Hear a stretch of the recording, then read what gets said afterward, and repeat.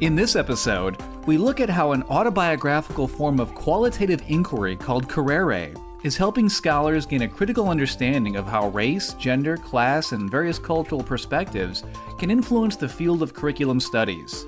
And we also learn how EHS Professor Thomas Poetter uses the method as a very effective means to help graduate students achieve early publication. Dr. Thomas Poetter has the look of a professor who can't believe he's allowed to have this much fun inspiring and mentoring a new generation of educational leaders and scholars. And as he ruminates on the field of curriculum studies as an exciting pathway into a life of the mind, it's pretty apparent that his enthusiasm for the subject is only equaled by a desire to inspire active student engagement. The best educational experience is where the teacher understands that education comes from the Latin educare, to draw out. So we're not just filling people up with stuff, even at in an undergraduate level. We shouldn't just be filling people up. They come with life experience too, and an understanding of the world. We should be co-constructing knowledge with them. I start my undergraduate classes with that theoretical framing. Like, I'm not here to fill you up. We have a syllabus and readings to do and projects and all that. Mm-hmm. But you already come to the table. You're not an empty vessel. So my work is to pull you out. Translated in full, educare means to draw out that which lies within. And it encapsulates fundamental aspects of both Poetter's pedagogical philosophy and the way his exhaustive body of research welcomes students directly into the fold. As Graduate Studies Director in the Department of Educational Leadership, Poetter works alongside undergraduates, masters, and doctoral students. Together, they study how the convergence of leadership, individual and social contexts, and curriculum-based methodologies can either enable or prohibit the progressive advancement of educational systems. So one of the questions in curriculum studies is, how do we actually move? And what are all of the factors and contextual boundaries that bump up against us? Of course, in the last 15 years, it's been the federal government. It's been No Child Left Behind. It's created a little havoc on public education, not only in terms of the standardization of the curriculum, but in terms of the corporatization of it, opening the doors to all kinds of things that weigh down on schooling, that weigh down on schools, administrators, and ultimately teachers and students. Answering these questions means thinking critically about the embedded cultural, political, and ethical forces that inherently shape the contemporary educational landscape, their relation to different demographic groups, and the fundamental organizational or even ideological shifts required to achieve social justice. But Poetter's efforts are more than just about acknowledging the rise of various challenges to long-held traditions and established institutions, and it also goes beyond the external and internal social pressures affecting the overall evolution of the system. For Poetter, it is also very much about reading, understanding, and transforming the specific cultural and individual contexts in which these forces occur. So to explore these lines of inquiry in more depth and detail, Poetter introduces students to a process called Currere, and he does so early on, generally on day one of their graduate careers, and with the explicit intention of helping these students actually publish work much earlier than most otherwise ever would.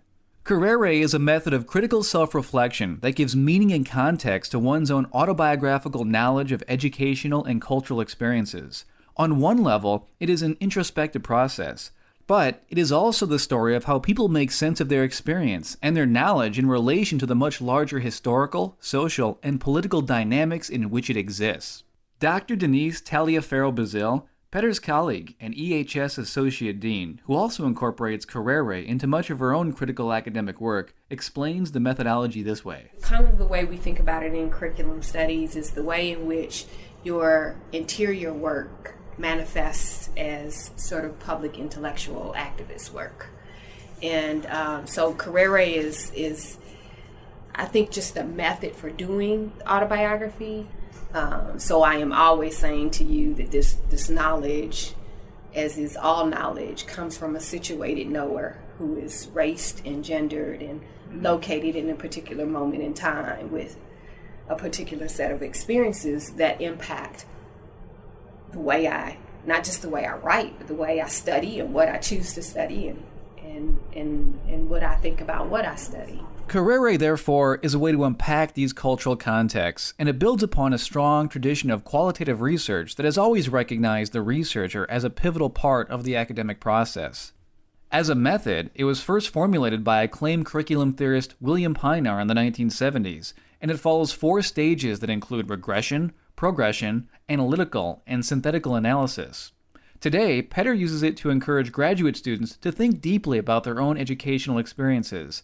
It's a starting point for exploring, discussing, and most important, for generating new knowledge around curriculum studies. One of the things I'm talking about with students is that because they are who they are, they're often professional people who are coming to us for doctoral work. They already have life experiences and professional experiences that form the basis for a research agenda, and that their lives themselves are important stories and data points on which to capitalize.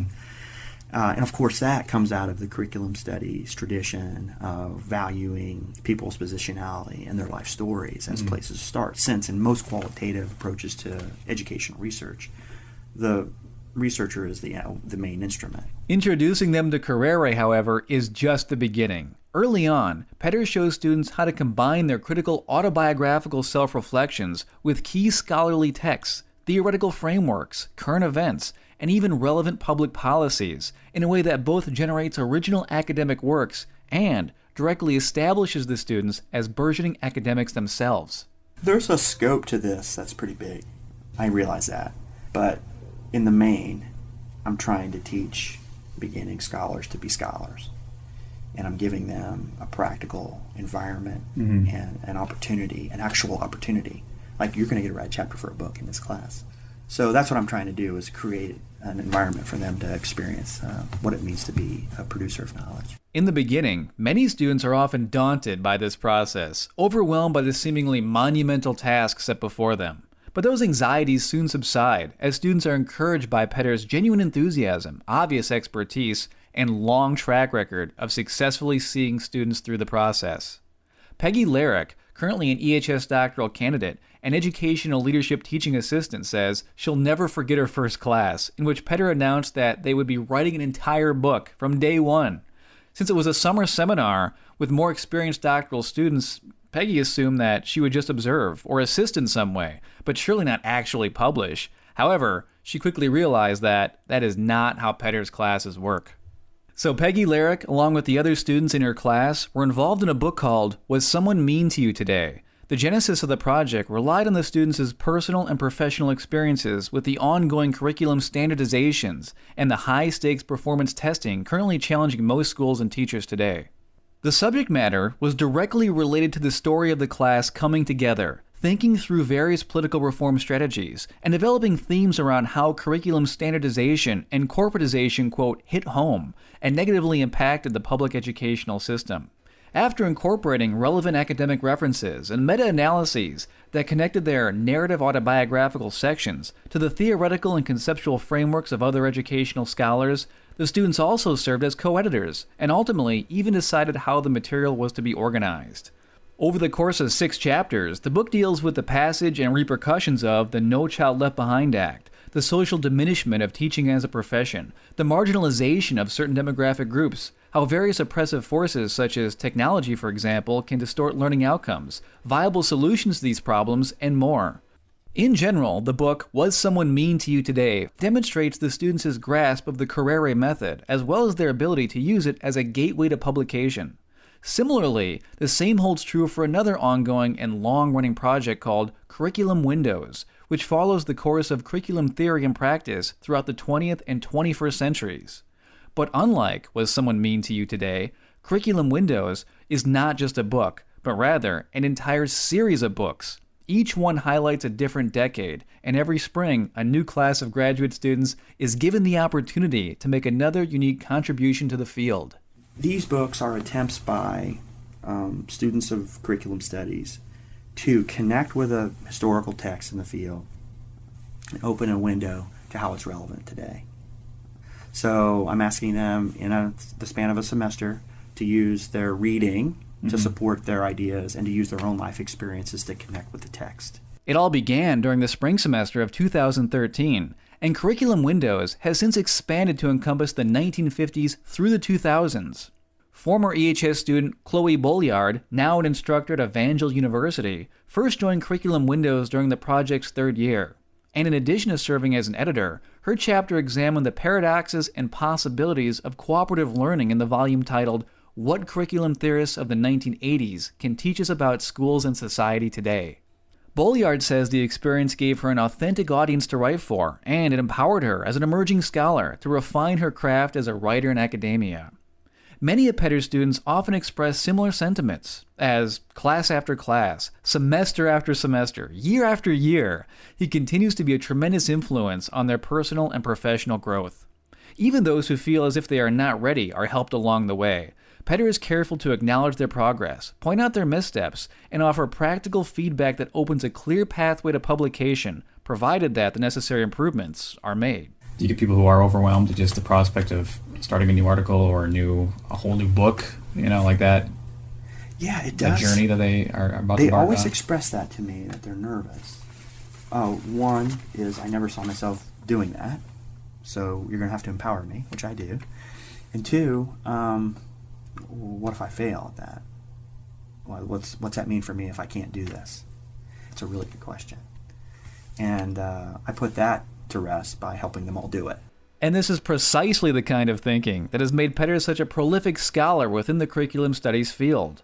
Alongside the work he helps students produce, also exists an exhaustive list of his own academic papers, presentations, chapters, and books. He's even utilized the Currere method himself to build a repertoire of personal work, including a book about his life called 50 Christmases, and a memoir of his 2014 experience as a congressional candidate called Losing to Boehner, Winning America. So I've been working on this on my own as Right. well as with students. So I'm not just like making this up. I'm actually doing this type of work, trying to figure out how these connections perhaps build an educational journey story that is not just a story, but also consumable and helpful in terms of people who are trying to perhaps position themselves on their own educational journeys. More recently, this process also inspired an annual event first hosted in June of 2016. Coordinated along with his colleague and fellow Currere curriculum studies scholar Taliaferro Baszile, Poetter organized the inaugural Currere Exchange Retreat and Conference. Hosted by Miami University's PhD program in Leadership, Culture, and Curriculum, the conference brought together professors, graduate students, professional educators, and school administrators, as well as education activists and public citizens who were all interested in furthering an intelligent discourse around diversity, community, social justice, and curriculum and cultural studies. It reflects the kind of work that both of us have always done, and we got together, we dreamed up this conference. I am a dreamer by nature. Dr. Poetter translates that into like action, and so thank goodness for him, because we actually got the conference up and going, and we had an excellent turnout and response. In fact, the response was so excellent that the two EHS professors immediately recognized an excellent opportunity to create a whole new academic journal around the event. Based on the positive attendee feedback and the high level of work produced, a call for submissions was sent out and manuscripts poured in. Soon, they had enough quality material to produce 2 full issues of the Currere Exchange Journal. Even though Currere has held an established academic presence for decades, especially in Canada and China and various other places, here in the U.S., it is stagnated somewhat. However, Taliaferro Baszile believes that now is the perfect time for the revitalization. Here, I think it's been a battle about, the sort of macro level versus the micro level analyses, the objective versus the subjective. It's kind of like we have a hard time seeing the sense in both things and how they're really in discursive relation. And I feel like we're constantly looking for an answer in one or the other. And so I think it's lulled. And so there's a void there. There are lots of voids to fill in Currere work. Currere Exchange, therefore, will help fill that void, but it will also help further establish EHS as a leader in the field. And it demonstrates both Taliaferro Bazile's and Poetter's seriousness for using autobiographical perspectives as a way to generate new curriculum studies knowledge.